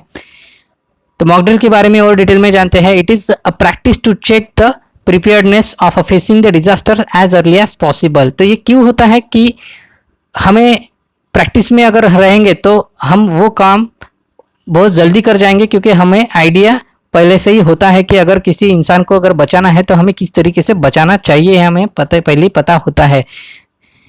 Virtual apparent situation of a disaster is created to the check the reaction time for any type of disaster. मतलब एक वर्चुअल सिचुएशन क्रिएट की जाती है, मतलब जस्ट एक इमेजिनरी सिचुएशन होती है वो, कि किसी लड़के या लड़की को जैसे आजू बाजू में वो आग से गिरा है और उसको हमें आग से बचाना है। तो उसको आप कैसे बचाएंगे, उसको उठाना भी पड़ सकता है, उसको स्टेयर से अपने कंधे पे उठा के लेके आना पड़ सकता है। तो ये सारी चीज़ें आपको उस केस में करनी पड़ सकती हैं। This helps to check the efficiency of the system prepared for disaster redressal. Mock drill is arranged on the disaster of fire in various schools by the firefighters. तो mock drills बहुत सारे स्कूलों में किया जाता है ट्रायल के तौर पे, और ये फायर फाइटर्स के अंडर में किया जाता है। It includes the demonstrations like extinguishing the fire, rescuing the people trapped at the higher floor of buildings, rescuing the persons whose clothing have catch the fire, etc. Such activities are also arranged by the police force and voluntary organizations. तो ये जो इस type की जो situations है वो create की जाती है आर्टिफिशियली, और उसके ऊपर हमें काम करना पड़ता है जस्ट एक ट्रायल के तौर पे। तो ये सारी चीज़ें जो है वो कुछ वॉलंटरी ऑर्गेनाइजेशंस के अंडर में की जाती है, जैसे कि पुलिस फोर्स हो गए या फिर कोई और जो सोसाइटी के लिए काम करने वाले ऑर्गेनाइजेशंस होते हैं। आगे देखते हैं objectives of the mock drill. First step, evaluating the response to the disaster, means disaster का रिस्पॉन्स हमें चेक करना है, उसको मार्किंग्स हम लोग दे सकते हैं। Next step, improving the coordination between various departments of the disaster control. तो ऐसे में जो बहुत सारे अलग अलग डिपार्टमेंट्स होते हैं डिजास्टर मैनेजमेंट को लेके, तो ऐसे हर डिपार्टमेंट से हमें कैसे कोऑर्डिनेशन रखना चाहिए ये भी आपको सीखने को मिलेगा। Identification of a own abilities, मतलब आपको आपकी खुद की जो एबिलिटी है वो भी पता चलेगी। मतलब आपको अगर बोला गया कि भाई 2 मंजिल से ऊपर से किसी लड़के को नीचे लाना है आपको कंधे पे उठा के, तो क्या आप वो सही में ला सकते हो या नहीं ला सकते हो, इसके बारे में भी आपको खुद को पता चल जाएगा। अगर आपको बहुत ज़्यादा गर्मी में रहना को आप काम पड़े तो आप रह सकते हो या नहीं रह सकते हो ये भी आपको पता चलेगा। अगर आपको दौड़ना पड़ सकता है तो वो भी आपको पता चलेगा कि आप सही में दौड़ सकते भी हो या नहीं दौड़ सकते हो। तो जो भी आपकी एबिलिटीज़ है वो भी आपको पता चलेगी और उसी तरीके का आप काम वहाँ पे सिलेक्ट कर सकते हो। Improving the ability of the quick response to disaster, ऐसे में आपको एक प्रैक्टिस हो जाती है कि अगर सच में अगर कोई ऐसी सिचुएशन आ जाती है तो आप उसके ऊपर बिल्कुल क्विक रिस्पॉन्स देंगे। Checking the competency of the plan action, आपकी जो काम करने की क्षमता हो जाती है ऐसे सिचुएशंस में वो भी बढ़ जाती है और उसको भी आप चेक कर सकते हो। Identifying the possible errors and risk, तो आपको ये भी ध्यान में आएगा कि जो एरर्स क्या आ सकते हैं इसमें और ऐसे कामों के टाइम पे क्या खतरा हमें हो सकता है। बाजू में दिया गया है internet is my friend, watch the video clip of fire fighter fighting mock drill on your YouTube, send to your friends and relatives. तो आपको ये यूट्यूब पे जाके देखना है और साथ में शेयर भी करना है। नेक्स्ट पेज पे आते हैं 119, always remember do not chaos and push each other while using the staircase in the school, मतलब आप जब भी आपके स्कूल्स में जब स्टेयर्स चढ़ना या उतरना करते हैं तो कभी भी आपको एक दूसरे को धक्का नहीं देना है, जल्दबाजी नहीं करनी है। सेकेंड पॉइंट है remind important helplines and use as per need. अब कुछ ऐसे हेल्पलाइंस है जो आपको हमेशा जिंदगी भर याद रखना है। तो उसमें से पहला है पुलिस, उसका जो नंबर होता है वो 100 होता है, फायर फाइटिंग फोर्स का होता है 101, डिजास्टर कंट्रोल यूनिट का होता है 108 और एम्बुलेंस का होता है 102। तो ये कुछ हेल्पलाइन नंबर्स होते हैं जो आप अगर कहीं से भी लगा देंगे तो वो तुरंत आपके नज़दीकी पुलिस स्टेशन में लग जाते हैं। 3 नंबर है follow the traffic rules, look at the left and right side while crossing the road and ensure that any vehicle is not passing away by, मतलब आपको ट्रैफिक रूल्स फॉलो करना है और हमेशा अगर कोई भी रोड आप क्रॉस कर रहे हो तो आपको लेफ्ट और राइट दोनों साइड देखना है और उसके बाद ही गाड़ी आगे बढ़ानी है। नेक्स्ट है 4th number do not touch any unclaim object, do not spread rumours, मतलब आपको अफवाहों से दूर रहना है। 5th है do not make a chaos at the crowded places, मतलब आपको भीड़ की जगह पे धक्का बुक्की नहीं करना है या एक दूसरे को धकेलना नहीं है। मैं चाहूँगा कि आप ये वीडियो लाइक और शेयर जरूर कीजिए ताकि आपके फ्रेंड्स भी इसका फ़ायदा ले सके। साथ ही में आपको जो भी कोई और चैप्टर का अगर वीडियो देखना है तो आप चैनल पे ज़रूर सर्च कर सकते हो। अगर आपको नहीं मिलता है और अगर वो चीज़ आपको चाहिए तो आप कमेंट सेक्शन में लिख सकते हो। Thank you students.